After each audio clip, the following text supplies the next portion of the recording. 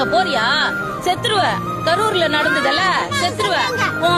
உனக்கு காசு தருவாங்க. நான் காசுக்காக போல, என் உயிர் போனா மயிரே ஒண்ணாச்சு. உயிர் என் தலைவனுக்காக போகுதுன்னு வச்சுக்க, அசால்ட்டா விட்டு போவேன். சரி, நான் தனியா செத்தனா யாருக்கும் தெரியாது. இங்க வந்து நான் செத்தனா தெரியும். என் தலைவனுக்காக உயிரை கொடுக்க கூட தயாரு. நான் செத்துட்டு போறேன். என்ன எல்லாம் போன் பண்ணாங்க, வேலையை லீவ் போடுற, வேலை போடா வேலை, இந்த வேலை இல்லைன்னா இன்னொரு வேலை. வேலை எனக்கு முக்கியம், எனக்கு தேவை என் தலைவன். இது நான் கனவுல கூட நினைச்சு பாக்கல. இவ்வளவு கிட்டத்துல தலைவனை பாப்பேன், அவர் குரலை கேட்பேன்னு. கண்டிப்பா அவர் தான் சிஎம்.